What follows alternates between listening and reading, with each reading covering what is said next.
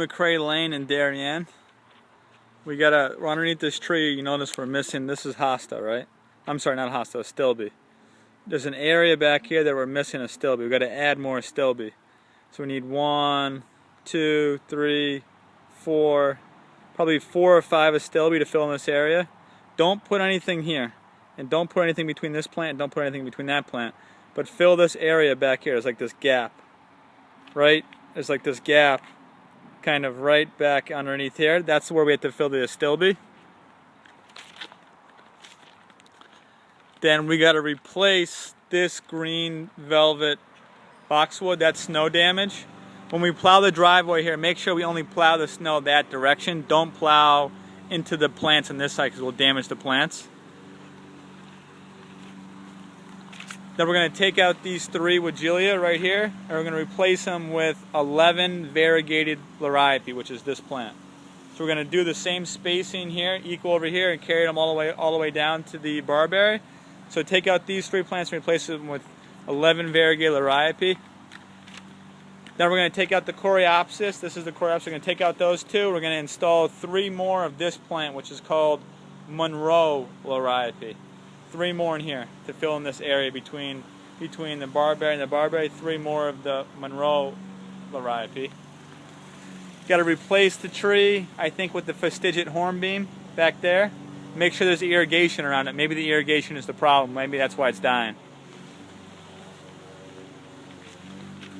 In October, November, as a separate project, we have to get 1 more of these from Massac Nursery, but you can't dig these now. You have to dig them very late in the fall. You only need 1 of those, late in the fall.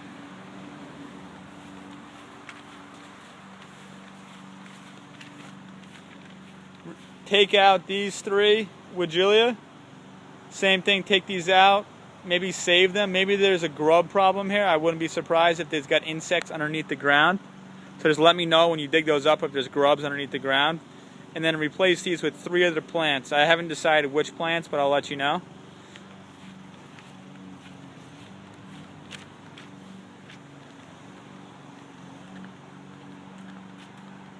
These need spraying for insects. Those boxwoods, that's why they're dying off, is the insect issue.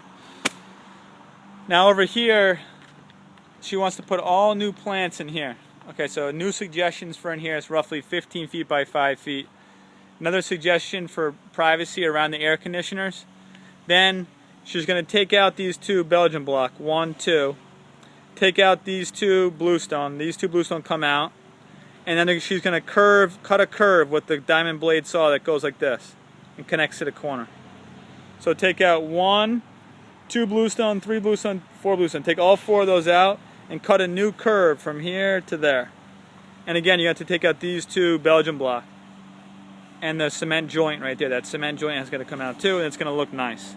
Then new plants are going to be installed here, which again I haven't decided yet. I'll let you know what's going on in here around this area.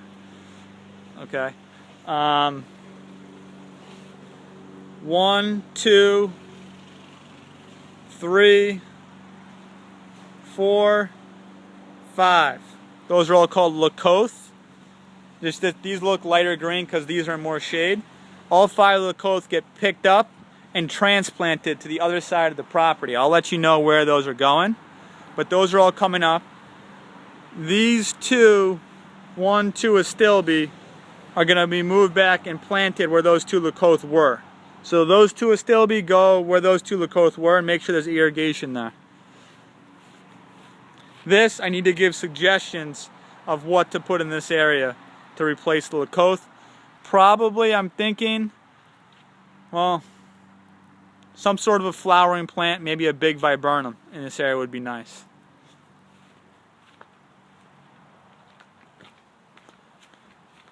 Water feature most likely on this side, so it doesn't have an issue with the pine needles.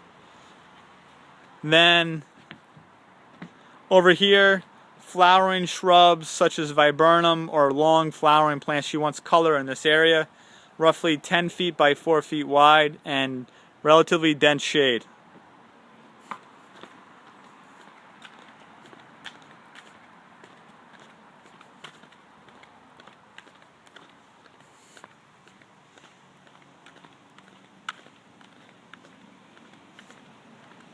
Over here, we're going to install Blue Wonder Nepeta. 1 here, 2, 3, Blue Wonder Nepeta. So between the boxwood, 1, 2, 3, Blue Wonder Nepeta. Make sure they're getting water with the drip line. Those 5 Lacoste plants from the backyard, we're going to install over here. 1, 2, 3, 4, 5. So to cover this distance here, the bed you can cut in a straight line, and the bed's going to start from here, come straight across, and finish about there. And so we take out the grass, extend the irrigation line around the 5 Lacoste that we're transplanting from the backyard into this area.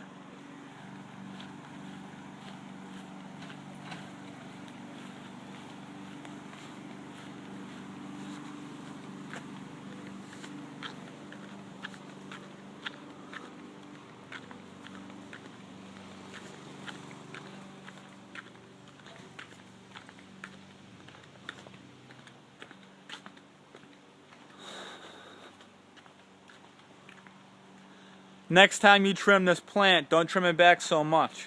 It should only be trimmed down here so you still get the privacy next door. It's trimmed too high, you can see the branches going through it, and then when you look next door you can see the house now. So next time you trim this plant, let it grow down a little bit and then trim it. Don't trim it so aggressively. Then you need to trim some of these other trees that are here in the fall, such as this tree back here, the holly tree are going to have to be trimmed in the fall. You're going to ask about trimming these pear trees in the fall. They want that done again to make it look like it really nice.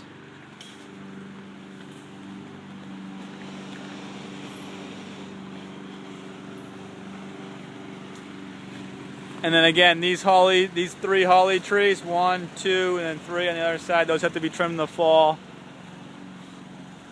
Possibly this dogwood trimmed in the fall, the right time of the year. And what she wants us to do now is just trim off some of the lower branches on this blood good Japanese maple. But the only branches you're going to trim off is you can trim off this entire branch all the way back to the base of the tree. You know, trim this whole branch off. And these branches, this one, not this branch, you could trim off, you get a little more sunlight. I think those 2 branches and these you could probably just clip a little bit, like here. Clip, clip. Not the whole branch, just clip a little bit. That's it. So maybe 2 branches and 2, just like 2 feet of the branch, not the whole branch. So 2 whole branches and only a little bit of trimming on these other ones so it looks good.